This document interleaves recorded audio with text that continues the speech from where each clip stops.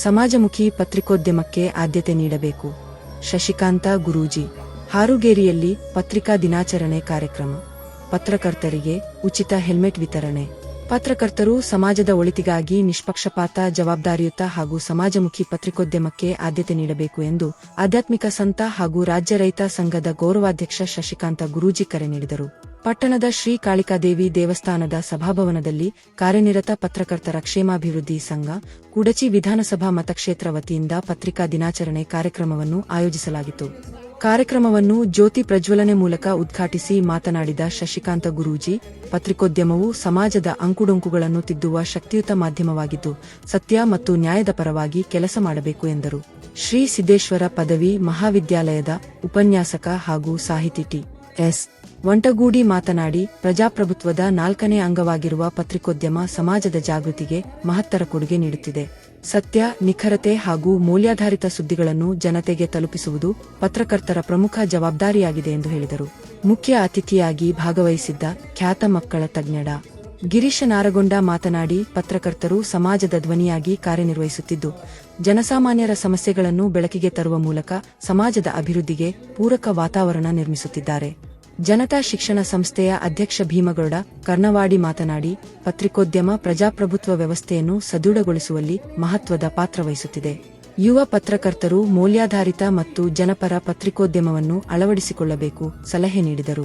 ಕಾರ್ಯಕ್ರಮದ ಅಧ್ಯಕ್ಷತೆ ವಹಿಸಿದ್ದ ಪುರಸಭೆ ಉಪಾಧ್ಯಕ್ಷ ಬಸವರಾಜ ಅರಕೇರಿ ಪ್ರಾಸ್ತಾವಿಕವಾಗಿ ಮಾತನಾಡಿ, ಪತ್ರಕರ್ತರ ಕ್ಷೇಮಾಭಿವೃದ್ಧಿಗಾಗಿ ಸಂಘ ಕೈಗೊಂಡಿರುವ ವಿವಿಧ ಕಾರ್ಯಕ್ರಮಗಳು ಹಾಗೂ ಚಟುವಟಿಕೆಗಳ ಕಾರ್ಯನಿರ್ವಹಿಸುತ್ತದೆ ಎಂದು ಹೇಳಿದರು. ಇದೇ ಸಂದರ್ಭದಲ್ಲಿ ಉದ್ಯಮಿ ಸದಾಶಿವ ದೇಶಿಂಗೆ ಪತ್ರಕರ್ತರ ಸುರಕ್ಷತೆಯನ್ನು ಗಮನದಲ್ಲಿಟ್ಟುಕೊಂಡು ಪತ್ರಿಕಾ ದಿನಾಚರಣೆಯ ಅಂಗವಾಗಿ ಪತ್ರಕರ್ತರಿಗೆ ಉಚಿತವಾಗಿ ಹೆಲ್ಮೆಟ್ಗಳನ್ನು ವಿತರಿಸಿದರು. ಕೂಡಚಿ ಮಂಡಲ ಅಧ್ಯಕ್ಷ ಶ್ರೀಧರ ಮೂಡಲಗಿ, ತಾಲೂಕು ಕಾರ್ಯನಿರತ ಪತ್ರಕರ್ತರ ಸಂಘದ ಅಧ್ಯಕ್ಷ ಯಲ್ಲಪ್ಪ ತಳವಾರ, ರಾಮು ಬಡಿಗೇರ, ಬಸವರಾಜ ಖೋತ, ವಿನಾಯಕ ಮೂಡಶಿ, ನಾರಾಯಣ ಜಿ, ಶಿವಯ್ಯ ಮಠಪತಿ, ಹಣಮಂತ ಕುರಿ, ವಿಠಲ ಬಡಿಗೇರ, ಹನುಮಂತ ಸನ್ನಕಿನವರ್, ಮಹದೇವ ಕಾಂಬಳೆ, ಕಿರಣ್ ಕಾಂಬಳೆ, ಇನ್ನೂ ಅನೇಕ ಪತ್ರಕರು ಉಪಸ್ಥಿತರಿದ್ದರು. ಹಿರಿಯರಾದ ತಳವಾರ್ ಸರ್ಗೆ ನಮಸ್ಕಾರಗಳನ್ನು ಹೇಳುತ್ತಾ, ಅದೇ ರೀತಿ ಯಾಕಂದ್ರೆ ಅವರನ್ನು ಹಾಸ್ಪಿಟಲ್ ಫಸ್ಟ್ ಇತ್ತ ಅಂತ ಹೇಳುತ್ತಾ ನಾನು 2 ಮಾತುಗಳನ್ನ ಹೇಳ್ತಾ ಇದ್ದೀನಿ.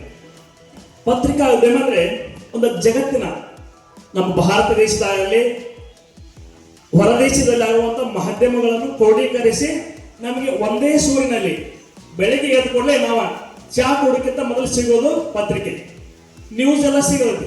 ಪತ್ರಿಕೆ ಸಿಗುವಂತದ ಒಂದು ಉದ್ದೇಶ ಜಗತ್ತಿನ, ನಮ್ಮ ದೇಶದಲ್ಲೆಲ್ಲ, ನಮ್ಮ ಊರಿನೆಲ್ಲ ಕಾರ್ಯಕ್ರಮ ಪ್ರತಿಯೊಂದು ಹಂತದ ಎಲ್ಲ ಒಂದೊಂದು ಹಂತದ ಎಲ್ಲ ಒಂದು ಕ್ರೋಢೀಕರಿಸಿ ಪತ್ರದಲ್ಲಿ ಪತ್ರಿಕೆಯಲ್ಲಿ ಕೊಟ್ಟು ನಮಗೆ ಜಗತ್ತಿನ ಸುದ್ದಿ ಮನೆಯಲ್ಲಿ ಕೂತಿ ಓದುವಂತ ಮಾಡುವಂತ ಸಹಕಾರಗಳಿಂದ ಪತ್ರಿಕಾವಾದಲ್ಲಿ ಒಂದು ಸಂಘ ಅಂತ ಯಾರಿಗೆ ಸಿಗುವುದಿಲ್ಲ. ಅಂತ ಪತ್ರಿಕೆಯನ್ನು ಓದಬೇಕಾದ್ರೆ ಬೆಳಿಗ್ಗೆ ಎಲ್ಲರೂ ಓದುವಂತ ಕಾರ್ಯಕ್ರಮ. ಈಗ ನಾವು ವಿಚಾರ ಮಾಡ್ತೀವಿ, ಓದಕ್ಕಿಂತ ಮೊದಲು ಏನು ಪ್ರತಿಯೊಬ್ಬರು ನಮ್ಮ ಪ್ರೆಷರೈಸ್, ಒಂದು ಎಂಗ್ಸೈಟಿ, ಪ್ರತಿಯೊಬ್ಬರು ಎದ್ದುಕೊಳ್ಳಿ ಕೆಲಸ ಮಾಡಬೇಕು. ಎದ್ದುಕೊಳ್ಳಿ ಏನ್ ಮಾಡ್ತು, ಬೆಳಿಗ್ಗೆ ಎದ್ದ ಹಣ ಗಳಿಸಿದ್ರೆ ನಾವು ಬಹಳ ಚೆನ್ನಾಗಿತ್ತು, ಓದ್ಬೇಕು, ಕೆಲಸ ಮಾಡಬೇಕು, ರೊಕ್ಕ ಗಳಿಸ್ಬೇಕು ಅಂದ್ರೆ. ಆದ್ರ ಮನೆಗೆ ಬಂದ ಸಂಜೆಗೆ ಏನಾಗೈತಿ, ಹಣ ಇದ್ರೆ ಏನಿಲ್ಲ, ಆದ್ರೆ ನೆಮ್ಮದಿ ಇದ್ರೆ ಮಾತ್ರ ಸಾಧ್ಯ ಅಂತ ವಿಚಾರ ಮಾಡ್ತೇವೆ ಈಗಿನ ಜೀವನದಲ್ಲಿ. ಆದ್ರೆ ಬೆಳಿಗ್ಗೆ ಹಣ ಬೇಕು, ಸಂಜೆಗೆ ನೆಮ್ಮದಿ ಬೇಕು. ಆದ್ರೆ ಬೆಳಿಗ್ಗೆ ಎದ್ದ ಪತ್ರಿಕೆ ಓದಿದಂದ್ರ ಜಗತ್ತಿನ, ದೇಶದ, ನಮ್ಮ ರಾಜ್ಯದ ಸುದ್ದಿಯನ್ನು ಓದಿ ನಮ್ಮ ಮನಸ್ಸಿಗೆ ಸಮಾಧಾನ ಆಗುವಂತ ಕೊಡ್ತಿದ್ದಾರೆ. ಈಗಾಗಲೇ ನಮ್ಮ ಮನೆಯಲ್ಲಿ 10 ಪತ್ರಿಕೆಗಳು ಬರ್ತಾವ. 10 ಪತ್ರಿಕೆಗಳಲ್ಲಿ 5 ಬಂದವ್ರು ನಾವು ವಾಚ್ಮನ್ ಸೆಕ್ರೆಟರಿ ನಾ ಕೈಲಿ ಬಂದವ್ರು ಕೆಳಗೆ, ಅವ್ರನ್ನ ಕೆಳಗೆ ವಾಕಿಂಗ್ ಹೋಗೋಯ್ತೇನೆ, ಮ್ಯಾಲ ಮನೆಗೆ ಹೋಗೋಯ್ತೇನೆ. ನಮ್ಮ ಫಾದರ್ 11 ಗೊತ್ತಿರ್ತಾರೆ ಮನೆಯಾಗ ಕೇಳಿ 7 ಗಂಟೆ ಎಲ್ಲ ಪೇಪರ್ ಬಂದ ತಗೊಂಬಾತಾಗಿಸಿ ಎಲ್ಲ ಪೇಪರ್ ಒಂದೊಂದು ಒಂದು ತಾಸು ಓದ್ತಿರ್ತಾರೆ. ಅವ್ರ ಹೆಡಿಂಗ್ ಅವ್ರು ಓದಿದ ನಂತರ ಹಿಂಗಾಗಿ ನಮಗೂ ಹೇಳ್ತಿರ್ತಾರೆ. ಯಾಕಂದ್ರೆ ನಮ್ಮಲ್ಲಿ ಟಿವಿ ನೋಡೋದು ಬಹಳ ಕಡಿಮೆ. ಎಲ್ಲರೂ ಬೆಳಗ್ಗೆ ಈಗಾದ್ರೂ ನಮ್ಮಲ್ಲಿ ಎಲ್ಲ ಪತ್ರಿಕೆಗಳು ಬರ್ತಾವ. 10 ಪತ್ರಿಕೆಗಳನ್ನು ಎಲ್ಲ ಕರೆಕ್ಟ್ ಹೆಡ್ಲೈನ್ ಓದ್ತಿರ್ತೇವೆ. ಪತ್ರಿಕೆ ಏನೇನು ನಮ್ಮ ಸಂಪಾದಿಸಿದ್ರೆ ಸ್ಪೋರ್ಟ್ಸ್ ಅಲ್ಲಿ ಕೊಡ್ತೈತಿ, ಮನೋರಂಜನೆ ಎಂಟರ್ಟೈನ್ಮೆಂಟ್ ಕೊಡ್ತಾವ, ಒಂದು ವಿದ್ಯಾರ್ಥಿಯ ಜೀವನವನ್ನ ಒಂದು ಒಳ್ಳೆಯ ರೀತಿಯಲ್ಲಿ ಕಳಿಸಿರ್ತಾರೋ. ಯಾವ್ದಾರ ರೋಗಿ ಇತ್ತಂದ್ರ, ಬಡ ರೋಗಿ ಇತ್ತಂದ್ರ ಅವನ ಒಳ್ಳೆಯ ಮನಸ್ಸಿನ ಬಡ ರೋಗಿನ ಮೇಲೆ ಎತ್ತಿ ಅವನ ಜೀವನಕ್ಕೆ ಉಪಯೋಗವಂತ ಮಾಡುವಂತ, ಅಥವಾ ಬಡ ರೋಗಿ ಇರ್ತಾವ, ದುಡ್ಡು ಕ್ಯಾನ್ಸರ್ ಪೇಷಂಟ್ ಇರ್ತಾವ, ಅಂತ ದುಡ್ಡು ರೊಕ್ಕ ರೂಪಾಯಿ ಇರಂಗಿಲ್ಲ ಅಂತ ಅವ್ರ ಮೇಲೆ ಎತ್ತಿ ಅವರ ಜೀವನಕ್ಕೆ ಅನುಕೂಲ ಮಾಡುವಂತ ಯಾವ್ದಂದ್ರೆ ಪತ್ರಿಕಾ ಉದ್ಯಮ. ಯಾಕಂದ್ರೆ ಪತ್ರಿಕೆ ಅವರು ಮಾಡಲಿಲ್ಲ ಅಂದ್ರೆ ಅವ್ರು ದುಡ್ಡು ಹಾಕೋದಿಲ್ಲ, ಎಷ್ಟೋ ಬಡ ಉಳಿದಿರ್ತಾವ ಈಗಿನ ದಿನಮಾನಗಳಲ್ಲಿ. ಅಂತ ಕೆಲಸವನ್ನು ಮಾಡುವಂಥದ್ದು ಪತ್ರಿಕೆ. ಅದಕ್ಕೆ ಪತ್ರಿಕೆಯನ್ನು ನಾವು ಮೊದಲು ನೋಡಿಸಿರ್ತೇವೆ. ನಾವು PUC ಸೆಕೆಂಡ್ ಧಾರವಾಡದಾಗಿದ್ದು 92 ಒಳಗ ಕರ್ನಾಟಕ ಕಾಲೇಜಲ್ಲಿ ಆಗ ಏನ್ ಮಾಡ್ತಿದ್ರ ಮುಂಜಾನೆ ಬ್ರೇಕ್ಫಾಸ್ಟ್ ಹೋದ್ರೆ ಮತ್ತೆ ಪೇಪರ್ ಓದೋ ಎಲ್ಲರೂ ಒಂದೊಂದು ಪೇಜ್ ಅಲ್ಲಿ ಒಂದು ಪೇಜ್ ಅಲ್ಲಿ ಬೇರೆ ಟಿವಿ ಇಲ್ಲ ಮೊಬೈಲ್ ಇಲ್ಲ ವಾಟ್ಸಪ್ ಇಲ್ಲ ಎಲ್ಲರೂ ಫ್ರೈಡೇ ಬರ್ತಂದ್ರ ಕಲರ್ ಪೇಪರ್ ಯಾವ ಪಿಕ್ಚರ್ ಯಾವ ಥಿಯೇಟರ್ ಐತಿ ಅದ್ ನೋಡೋರು ಪ್ರತಿಯೊಬ್ಬರು. ಯಾಕೆ ಹೋಟೆಲ್ನಾಗಿದ್ದಲ್ಲಿ ಹೋಟೆಲ್ಗೆ ಹೋದ್ಮೇಲೆ ಕಲರ್ ಪೇಪರ್ ಫಸ್ಟ್ ನೋಡೋರು. ಶ್ರೀನಿವಾಸ ಥಿಯೇಟರ್ ಯಾವ್ದು, ತ್ರಿಮೂರ್ತಿ ಯಾವ್ದು, ಯಾಕಂದ್ರೆ ಮತ್ತೆ ಏನು ಗೊತ್ತಿಲ್ಲ ಫಸ್ಟ್ ಪತ್ರಿಕೆ ಓದಿನ ಅಂದ್ರೆ ಎಲ್ಲ ಗೊತ್ತು. ಅಂತ ಪತ್ರಿಕೆ ಏನ್ ಕೊಡ್ತಂದ್ರ ಪ್ರತಿಯೊಂದು ಮೆಸೇಜ್, ಸಿನಿಮಾ ಆಗಲಿ ಮನೋರಂಜನೆ ಆಗಲಿ ಪ್ರತಿಯೊಂದು ಮುಟ್ಟುವಂತ ಕೆಲಸ ಪತ್ರಿಕೆ. ಎಲ್ಲಕ್ಕಿಂತ ಮುಖ್ಯ ಏನ್ ಮಾಡ್ತಾರ ಭವಿಷ್ಯ ಓದಿದ್ದು ಯಾವ ರಾಶಿ ಏನೈತಿ, ಸಂಯುಕ್ತ ಕರ್ನಾಟಕ ಭಾರಿ ಚಲೋ ಕೊಟ್ಟ ನಂದು ಇವತ್ತು ಆಗೈತಿಲ್ಲ ಬಿಡುವಂತದ ಅಂತದ್ದು ಕೊಡುವಂಥದ್ದು ಪತ್ರಿಕೆನ. ಒಬ್ಬನ ಮೇಲೆ ಅವನ ಜೀವನ ಉತ್ತಂಗ ಸ್ಥಿತಿ ಹೇಳುವುದು ಪತ್ರಿಕೆ, ಕೆಳಮಟ್ಟದಿಂದ ಅವನು ಯಾವ ದುಷ್ಕರ್ಮಿ ಅಥವಾ ಕೆಟ್ಟ ಮನುಷ್ಯನಿಂದ ಅವನು ತೋರಿಸುವಂಥದ್ದು ಇವನು ಹಿಂದಾವದನ್ನು ತೋರಿಸೋದು ಪತ್ರಿಕೆ. ಅಂತ ಪತ್ರಿಕೆ ಎರಡೂ ಕೆಲಸ ಮಾಡ್ತದೆ. ಹಿಂಗ ಶಾಸಕಾಂಗ, ನ್ಯಾಯಾಂಗ, ಕಾರ್ಯಾಂಗ ಅಂತ ಹೇಳಿ ಗುರುಗಳು ಹೇಳಿಲ್ಲ. ಅಂತ ಪತ್ರಿಕಾ ರಂಗ ಎರಡು ಕಂಬ, 4 ಮನೆಗೆ 3 ಕಂಬ ಇದ್ರೆ ಆಗೋದಿಲ್ಲ, 4 ಕಂಬ ಬೇಕು. 3 ಕಂಬ ಇದ್ರೆ ಮನೆ ಬಿದ್ದ ಬಿಡ್ತೈತಿ.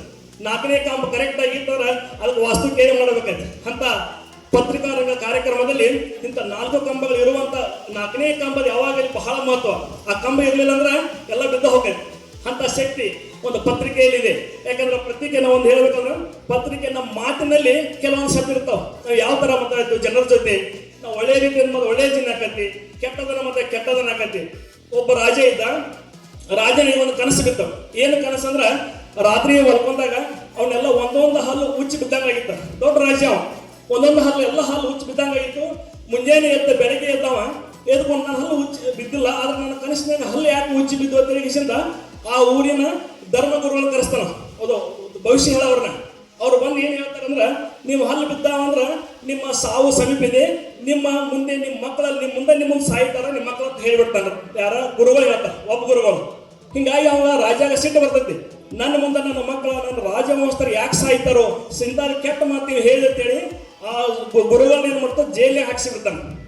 ಇನ್ನೊಬ್ಬ ಗುರುಗಳು ಕರೆಸ್ತಾನೆ, ಮತ್ತೆ ನನಗೆ ಹಿಂಗೆ ಹೇಳ್ಬಾರ. ಆ ಗುರುಗಳು ಏನ್ ಹೇಳ್ತಾರಂದ್ರ, ನೀವು ನಿಮ್ಮ ಸಾವು ಇಲ್ಲ, ನಿಮ್ಮ ಸಾವು ಬಹಳ ಇನ್ನೂ ಸಾವು ಇನ್ನು ಸಮೀಪಿಸುತ್ತಲ್ಲ, ನಿಮ್ಮ ಸಾವನ್ನ ಇನ್ನೂ ಹೆಚ್ಚಿಗಿದೆ.